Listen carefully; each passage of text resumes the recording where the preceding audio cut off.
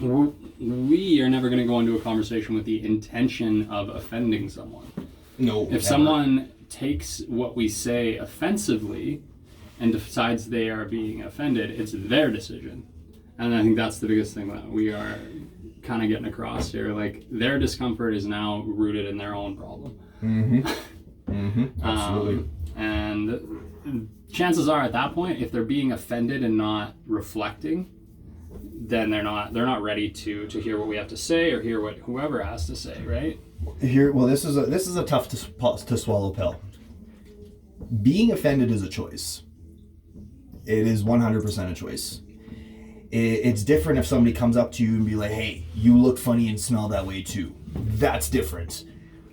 It's still a choice to be offended.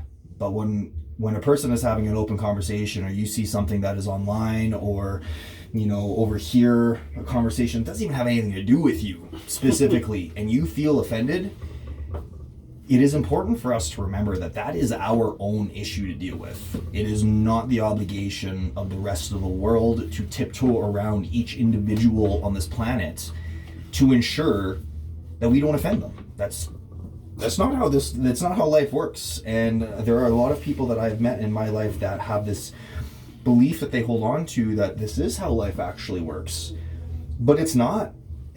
And I've been there. I get it. I understand 100%, but as soon as you don't allow yourself to have that choice to be offended and simply welcome that trigger, that uncomfortable trigger, and be like, okay, why am I feeling this? Is this a legitimate feeling? Is this actually have to do with me? And you sit with that and ask yourself, what is the why behind this? There's a lot more to be figured out than just simply pointing fingers and saying that you're wrong. Or like, I'm offended. Okay. Yeah. It's because unfortunately, nobody cares if we're offended. Honestly, if someone came up to me and was like, I'm offended by what you said, I'd be like, cool, do you want to talk about it? Exactly. Right. And when we open that up and be like, hey, do you want to talk about this? More often than not, people don't actually want to talk about it. They'd rather just state they're offended and expect other people to change around them. But sorry, not sorry, that's not how it works. But if there's ever anything that we talk about that you guys find offensive, I think we are here to talk. The funny thing is too, like, going on that, right? So if that's us, right, then your world revolves around you, my world revolves around me, and everybody else's world then essentially revolves around them, right? So if you want to live like the world revolves around you, you need to expect other people to do the same thing. Just because it's our truth does not mean it's the truth.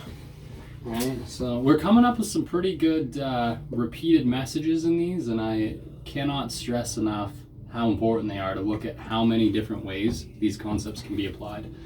I'm starting to get quite uncomfortable, to be honest. How you doing? I'm hot. Yeah, this is spicy today. What, pro tip?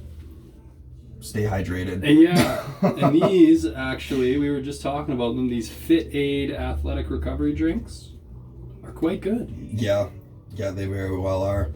And, on that note, shout out to my recovery lab for allowing us to do this here. It is greatly appreciated. They are very accommodating for what we have approached them with. And so if you guys have anything needs done, whether it be massage therapy, whether it be cryotherapy, whether it be a fitness class or meditation class, these guys, they got you covered. It's in a great location, and the staff here are just absolutely friendly and phenomenal. No, we don't get a kickback by saying this. This is just us genuinely sending appreciation out for them to allow us to do this here, because absolutely. It is.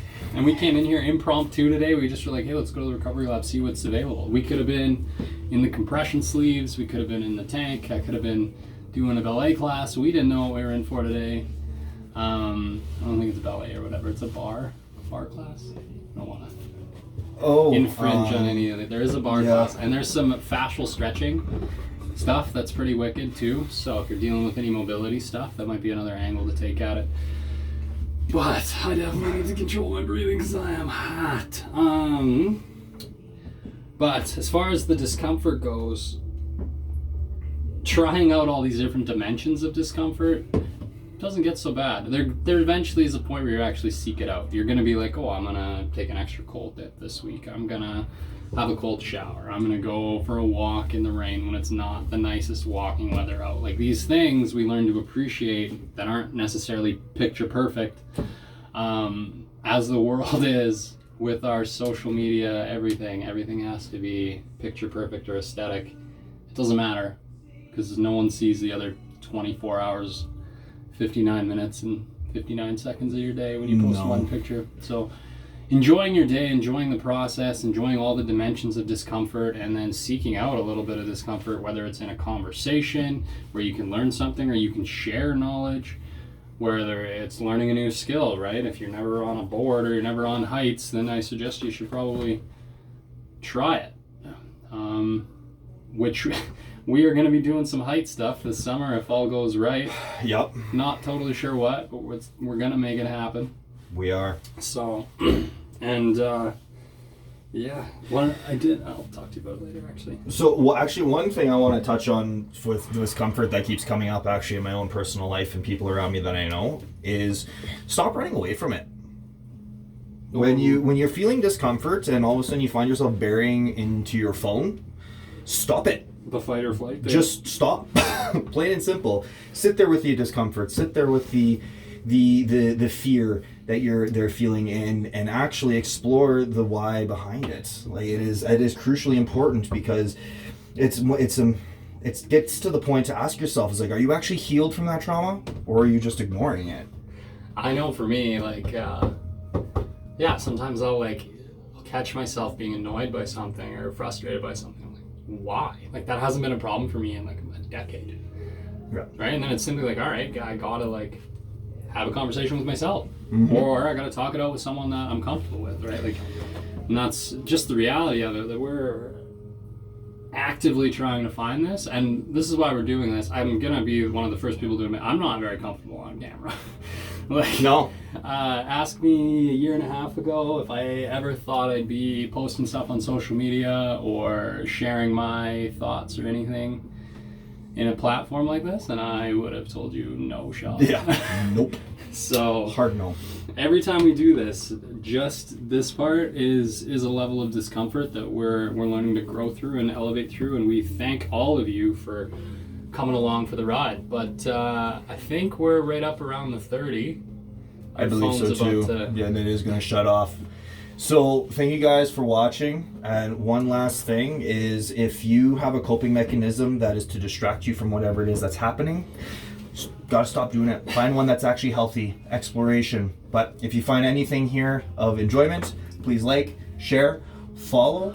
Thank you again for your time. Fire us a message if you need anything, you want to have a conversation, you want to get into it. We're all for it. Absolutely.